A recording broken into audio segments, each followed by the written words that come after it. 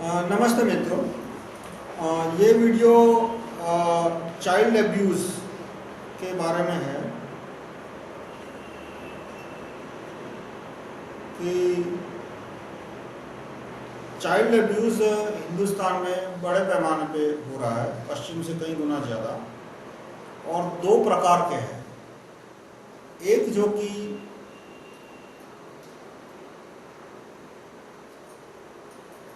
Professional institutionalise तो नहीं बोल सकते, पर हाई स्केल कॉमर्शियल, यानी कि जो क्रिमिनल होते हैं वो बच्चों का अपहरण करते हैं, या तो गरीब माँ बाप से पैसा देके उनको, वो भी अपहरण ही हुआ एक तरह का, और उनका बड़े पैमाने पे चाइल्ड प्रोस्टिट्यूशन में मिसयूज करते हैं, अपहरण करके या उनको खरीद के।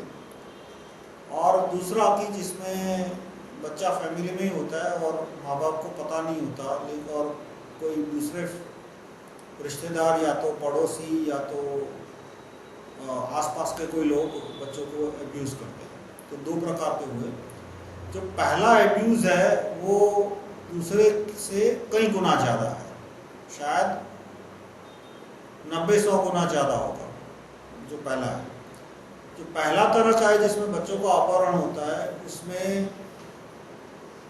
कभी कभी अपहरण करके सीधा उन्हें दूसरे देश में, थाईलैंड है, बांग्लादेश है, वहाँ भेज देते हैं। ऐसा कहा जाता है कि हिंदुस्तान में काफ़ी ऐसी बांग्लादेशी गैंग है जो कि बच्चों का अपहरण करके उन्हें बांग्लादेश ले जाते हैं। ये पूरा बहुत ही भद्दा टॉपिक है, बहुत ही अश्लील टॉपिक है, लेकिन जिसे समाज के प्रॉब्लम सॉल्व करने में इंटरेस्ट हो, उन्हें ये सारे अश्लीलता में इंटरेस्ट लेना चाहिए। लेकिन जितना इंटरेस्ट लेगा और बात करेगा, बात करने से भी बदनामी होगी, और जैसे जैसे ज़्यादा इंटरेस्ट लोगे शायद दुख भी होगा। तो बांग्लादेशी गैंग है, वो भारत से बच्चों को क्यों किडनैप करती है? बांग्लादेश में तो चाहिए उतने उन्हें मिलते ही हैं, क्योंकि जो कुछ क्लाइंट होते हैं उन्हें सफ़ेद चमड़ी के बच्चे चाहिए। तो गुजरात में खास करके, गुजरात के भारत में खास करके उत्तर भारत में जो गरीब होते हैं लेकिन उनकी जो स्किन होती है वो इतनी काली नहीं होती, व्हीटिश है या तो वाइट भी होती है, तो उनका वो अपहरण करके उन्हें बांग्लादेश या थाईलैंड या ऐसी जगह पे ले जाते हैं। तो उसमें शिकार होने वाले अधिकतर बच्चे स्लम ड्वेलर होते हैं, झोपड़पट्टी के होते हैं। तो अभी जो ये अर्ध सत्य में वो जयते या तो 1% सत्य में वो जो भी बोलो, तो उसमें खान साहब ने जानबूझ के ये स्लम का प्रॉब्लम नहीं किया। दो रीज़न था कि ये जो क्रिमिनल का प्रॉब्लम है उसका सबसे बड़ा कारण है जुडिशरी का भ्रष्टाचार। पुलिस का भ्रष्टाचार है पर कम। ये मुद्दे का जो मैंने थोड़ा बहुत स्टडी किया तो मैंने देखा कि इसमें अधिकतर क्राइम में, 99% क्राइम में तीनों लोग मिले हुए होते हैं, जज, एमएलए, एमपी, पॉलिटिशियन, मिनिस्टर और पुलिस, तीनों के, और आईएएस यदि वो इंडस्ट्री से रिलेटेड है। तो कोई भी क्राइम में ये तीनों का समर्थन ना हो तो क्राइम मुश्किल हो जाता है। तीन में से एक का तो समर्थन चाहिए ही चाहिए, तभी ये क्राइम बड़े पैमाने पर फैलेगा। तो जहाँ तक ये चाइल्ड प्रोस्टिट्यूशन का सवाल है, पुलिस और पॉलिटिशियन इसको साथ नहीं देते, लेकिन जज इसको बड़े पैमाने पर साथ देते हैं। मैं आपको एग्जांपल देता हूँ कि स्विट्जरलैंड का एक करोड़पति पार्टी थी, उसने बम्बई आके होटल में रुकी, उसने 7-8 साल की 3 लड़कियों पे उसने बलात्कार किया। तो किसी ने पुलिस को इंफॉर्मेशन दी, पुलिस ने रेड लगाई, तो इंस्पेक्टर ने तो ठान ली कि मैं इस आदमी को नहीं छोड़ने वाला। हम पुलिस को जितनी भी गालियां दें, पर इस मुद्दे पे मैंने देखा कि 99% पुलिस वाले इस मुद्दे पे, चाइल्ड प्रोस्टिट्यूशन के मुद्दे पे कॉम्प्रोमाइज नहीं करते। उसने पूरा केस बनाया, उस वीडियो की अनेक डीवीडी, और उसकी उस करोड़पति की दूसरी विकृति थी कि वो बलात्कार करता था 7-8 साल की लड़कियों पे और उसका वीडियो उतारता। तो उसी के वीडियो पे, उसी के लैपटॉप पे 300 वीडियो निकले, भारत के, पाकिस्तान के, फिलीपींस के, बांग्लादेश के, अलग अलग देशों के, वियतनाम के। तो उस पुलिस अधिकारी ने उस वीडियो की 100-200 डीवीडी बना के सारे देशों में भेज दी, भारत में, स्विट्जरलैंड में, अमेरिका में। तो स्विट्जरलैंड की फॉरेंसिक लेबोरेटरी का रिपोर्ट आ गया कि ये सारे वीडियो जेन्युइन है, यही आदमी है और कोई वीडियो में फोर्जरी नहीं है वगैरह। तो अब हिंदुस्तान की फॉरेंसिक रिपोर्ट को भी वही, लेबोरेटरी को भी वही रिपोर्ट देना पड़ा। तो मैं जो बोलता हूँ ना कि जज इसमें बिक जाते हैं, तो देखिए कि लोअर कोर्ट के जज ने सिर्फ 7 साल की सजा की, जो कम है, कम से कम 14 साल की सजा हो सकती है। और हाईकोर्ट के जज ने बोला जाओ घर जाओ, उसने निर्दोष छोड़ दिया। एएस एग्वार नाम का जज था। तो लोग भाग के सुप्रीम कोर्ट में गए कि भैया हाईकोर्ट के जज ने पैसा खा के इस तरह का जजमेंट दिया है, आप इस जजमेंट को कैंसिल करो। तो सुप्रीम कोर्ट ने, खरे चीफ जस्टिस था, चीफ जस्टिस खरे उस समय उनकी हियरिंग थी, बेंच थी, तो उन्होंने हाईकोर्ट के जजमेंट पे स्टे ऑर्डर डाला। हाईकोर्ट के जजमेंट को कैंसिल नहीं किया, हाईकोर्ट ने बोला बरी कर देता हूं मैं, सिर्फ स्टे ऑर्डर दिया। और साथ में जो स्विट्जरलैंड का करोड़पति था उसको बेल दे दिया, बेल दे दिया, वो दूसरे दिन देश छोड़ के भाग गया। तो साफ साफ दिख रहा है कि जुडिशरी इस क्राइम को प्रमोट करती है। तो खान साहब ने जो child prostitution, organised child prostitution का मुद्दा नहीं उठाया, उसका सबसे बड़ा रीजन शायद ये हो सकता है कि इससे स्पष्ट हो जाता कि हमारे नेता या पुलिस या जज, या तो तीनों में से एक या शायद तीनों, इस क्राइम को सपोर्ट कर रहे हैं, क्योंकि पैसा मिल रहा है उनको, इसीलिए सपोर्ट कर रहे हैं। और इस मुद्दे को यदि बोलो तो फिर स्टैंड लेने की बात आती है कि भाई जज इसको सपोर्ट कर रहा है, आप क्या स्टैंड लेते हो, चलो जज के खिलाफ आप क्या स्टैंड लेते हो। और ये तो शायद खान साहब की हैसियत या औकात या नियत के बाहर होगा कि जज के करप्शन के खिलाफ बोले या पुलिस के करप्शन के खिलाफ बोले। इसलिए उन्होंने पूरा जो 99% एब्यूज जिस डायरेक्शन में होता है स्लम किड्स का, चाइल्ड एब्यूज में 99% विक्टिम स्लम ड्वेलर है, वो पूरा मुद्दा ही उन्होंने निकाल दिया। उन्होंने सिर्फ मिडिल क्लास और देवी और श्रीदेवी और बस वही सारे मुद्दे रखे। दूसरा मुद्दा इसमें आता है, उन्होंने गलत डायरेक्शन में पॉइंट किया कि कानून की जरूरत है, कानून की कमी है। ये झूठ है, एकदम झूठ है, सर से पांव तक झूठ है, 99% झूठ है। कानून ऑलरेडी है।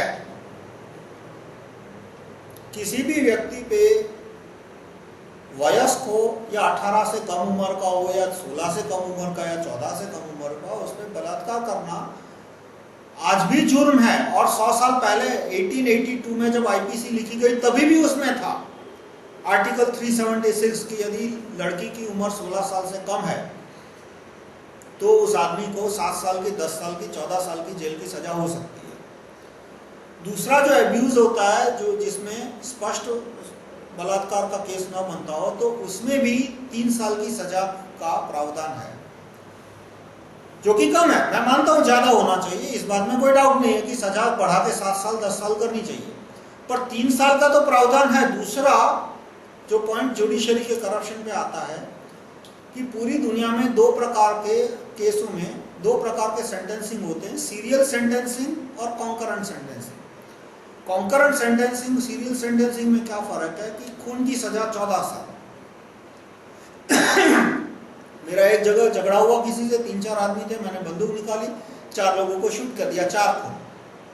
तो एक खून की सजा मान लो 14 साल है, तो 4 खून की सजा कितनी हुई, 56 ईयर।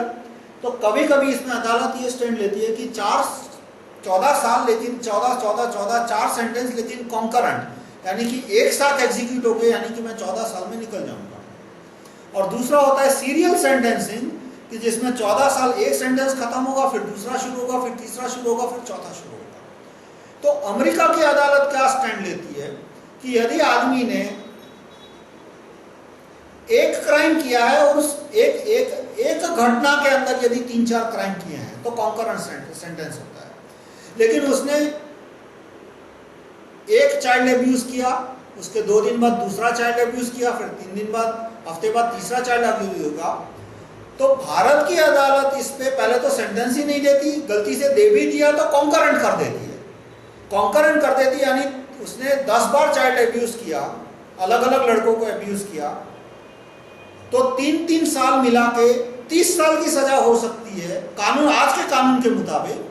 लेकिन जज उसको सिर्फ 3 साल में खत्म। अमेरिका की अदालत उसे 30 साल की सजा देगी। उसने यदि 10 बार चाइल्ड एब्यूज किया है तो हर एक एब्यूज का 1 साल या 2 साल या 3 साल लगा के उसको 10-20 साल के लिए अंदर कर देगी, जबकि भारत के जज उसे सिर्फ 3 साल की सजा देंगे, वो भी जब सजा देंगे तो 99% केस में तो वो सजा ही नहीं देंगे। दूसरा जो बताया, एक आदमी ने आके स्टेटमेंट दिया कि भाई एक छोटे 8-10 साल के लड़के से जबरदस्ती ओरल सेक्स कराया था और जज ने बोला ये रेप का केस नहीं बनता हो। तो कानून की गलती नहीं है, इंटरप्रिटेशन का प्रॉब्लम है।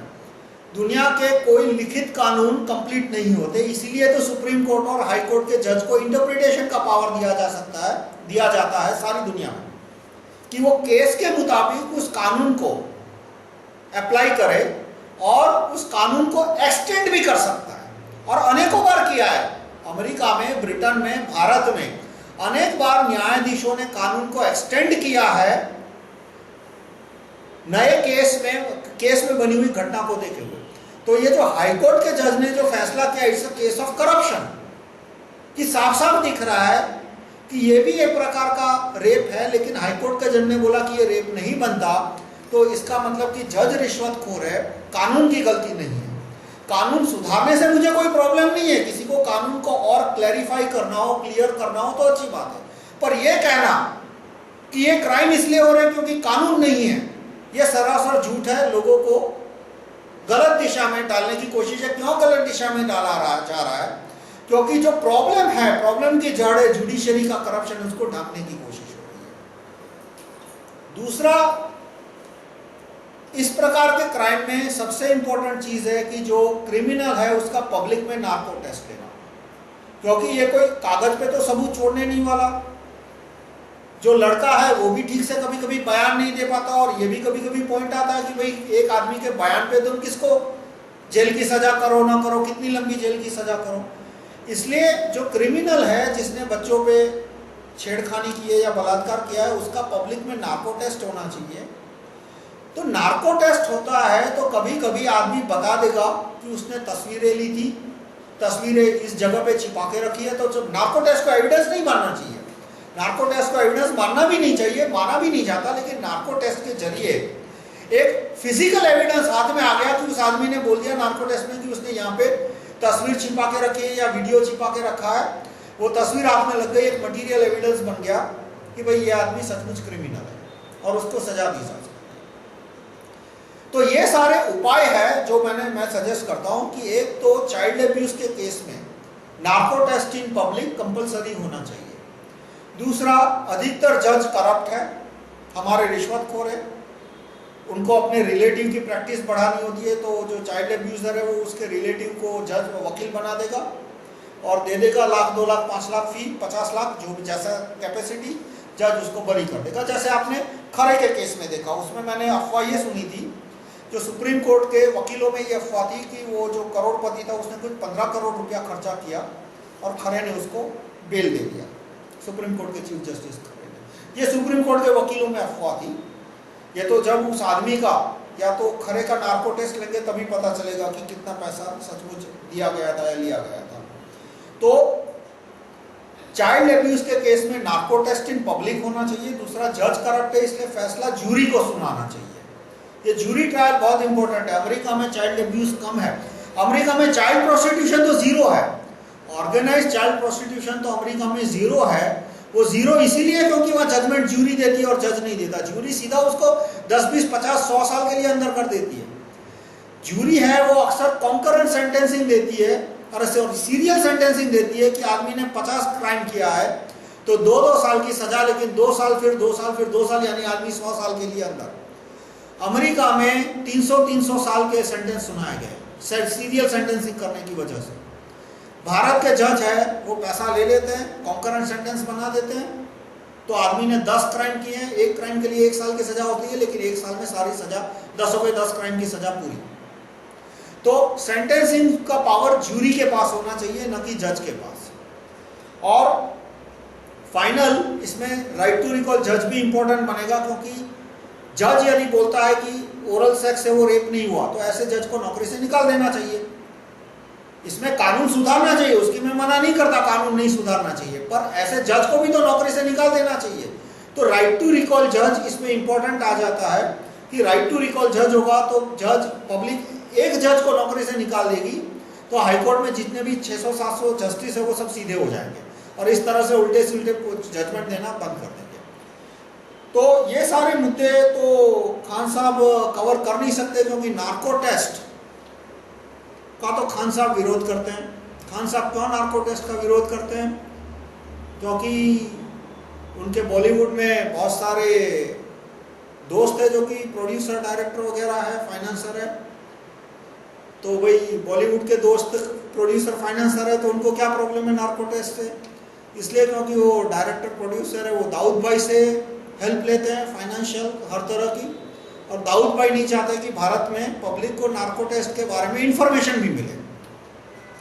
भाई शिरोमणि दाऊद भाई, भाई शिरोमणि दाऊद भाई और खान साहब के रिश्ते का तो मुझे कोई खास पता नहीं है। हो सकता है हो सकता है दाऊद भाई सबकी फिल्मों में पैसा लगता है, तो हो सकता है खान साहब की फिल्मों में भी पैसा लगाते हो, और शायद ना भी लगाते हो, लेकिन खान साहब को ये तो देखना पड़ेगा ना कि उनके जो डायरेक्टर, प्रोड्यूसर, उनके जो दोस्त वगैरह है, उनकी फिल्मों में दाऊद भाई का पैसा लगता है। यदि दाऊद भाई को बुरा लगा और उन्होंने सारे प्रोड्यूसर को बोल दिया कि भाई कल से खान साहब को फिल्म में मत लेना, तो खान साहब के तो नौकरी के लाले पड़ जाएंगे। इसलिए मुझे जिस तरह से एक आम एम्प्लॉय को उसके आका का ख्याल रखना पड़ता है और उसके आका के आका का ख्याल रखना पड़ता है।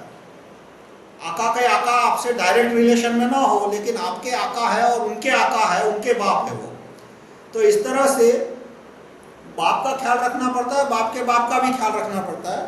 तो शायद तो इस वजह से कि दाऊद भाई नहीं चाहते कि आम पब्लिक को नार्को टेस्ट के बारे में इंफॉर्मेशन मिले, इसलिए खान साहब ने चाइल्ड अब्यूज के केस में जिसमें नार्को टेस्ट होना ही चाहिए, उसमें भी उन्होंने नार्को टेस्ट के बारे में पब्लिक को कोई इंफॉर्मेशन नहीं दी। जो स्त्री भ्रूण हत्या का केस भी इसी तरह से, उसमें भी नार्को टेस्ट जरूरी है, क्योंकि डॉक्टर नार्को टेस्ट आजकल सेक्स डिटेक्शन कैसे होता है, अहमदाबाद की बात करता हूँ, तो अहमदाबाद में सेक्स डिटेक्शन ऐसे होता है कि डॉक्टर कुछ बोलेगा ही नहीं, साफ साफ भाषण देगा कि सेक्स डिटर्मिनेशन गैर कानूनी, हम सेक्स डिटर्मिनेशन करते ही नहीं है।